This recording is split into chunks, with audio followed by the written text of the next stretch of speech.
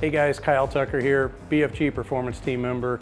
Freshly back from Mexico after the Baja 1000, where we had a class win and we finished on one set of BFGoodrich KO3 tires in the entire Baja 1000, which is pretty awesome. So I had some questions about tire mounting and balancing, and I want to go talk to my buddy Mike here in the shop, and let's see what he has to say.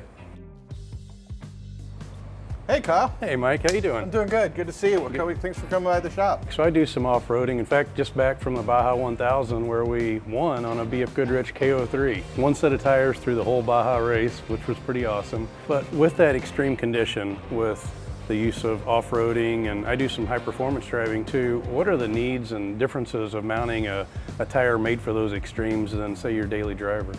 Well, there's quite a bit of differences, and a lot of it comes down to the construction of the tire and into the sidewall. And during the mounting process, there's going to be some extra steps that need to be taken to make sure that it's mounted and seated on the wheel properly so that you get the best balance to improve the ride quality. Now Mike, like this KO2 that we're seeing here, it's made for these extreme uses that we've talked about. How important and how different are some of the bead characteristics when mounting this, and what do you have to look for? So like most of your performance tires, UHP tires, the off-road, the KM3s, the KOs of the world, one of the things that will happen is when we manufacture this bead, it is really, really stiff. And the purpose of that is so that you can air this tire down off-road.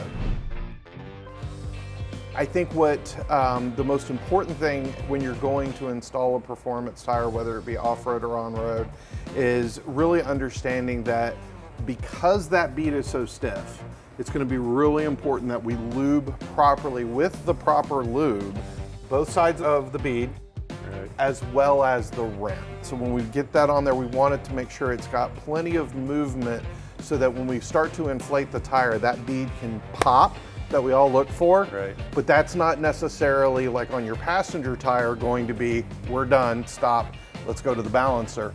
There's going to be some other steps that we'll talk about to make sure that we really get that seat past the pop to make sure that they're mated up correctly. Because remember, as stiff as this is, if it's not properly lubed on the rim and the tire, you may get a pop, but there could be just enough of a thousandth of an inch or so that it's not fully seated, and that's going to translate into a massive vibration and a high road force if you're road force balancing. You talked about bead seating on these performance tires. What makes it more difficult, and what do you watch for? This is really where the bead is going to seat in and really hold the air pressure, right? That's where it's going to pop in, and a lot of times what you hear is when that tire pops over that rim and the air's starting to inflate, we think that it's seated properly. Well, with these tires, when we get to this fitment, it may pop and it may be holding air, but if you look right there, there's a gap in between the actual rim and where we want it to seat properly. If there's that gap, it's going to cause issues.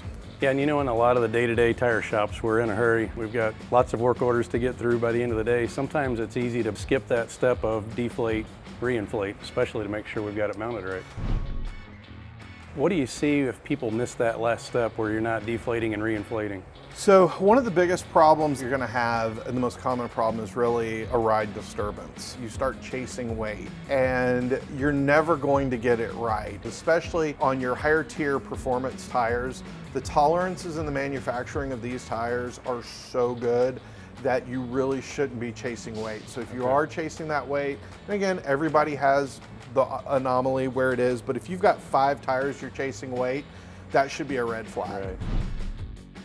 Yeah, not only is the challenge of some of these extreme use tires, the stiffer bead or the shorter sidewall, making that sidewall stiff to mount, you also have the aftermarket rims that can play an issue into how they're seated as well, right? Absolutely. Rims are going to be a big part of this. And you know, we all know when we see the aftermarkets on there that, okay, there's going to be some extra work involved. And that customer that spends money on those aftermarket rims, performance tires, is more in tune, most likely, to say, hey, does this feel right when they leave, right? And I think that's an important part to consider too. They're going to expect a certain level of an experience when they get out on the road, because this is the one type of tire purchase that people are excited to make, right? You have to buy the tires for your daily driver, but when I come in and I'm buying performance tires, I want to go drive, and that could be off-road, that could be for a look, that could be for on a track day.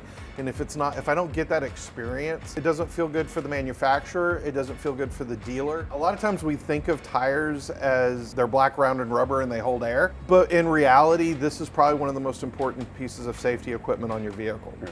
And as a tire installer, that's a responsibility that we all have, is to make sure that we are installing our tires to the most professional standards that we can. Well, Mike, thank you for this talk. You know, it helps reinforce things I think we've known as we started, you know, mounting tires and balancing tires, but it really comes down to the basics, like you've said, about the proper lube, the amount of lube, where you put the lube, and also that deflate, reinflate. It's so important that we get in a hurry. Sometimes we miss those basic steps, so thanks for pointing those out. Oh, happy to do it. Thanks for coming by, and always fun to talk about tires, right? Yeah.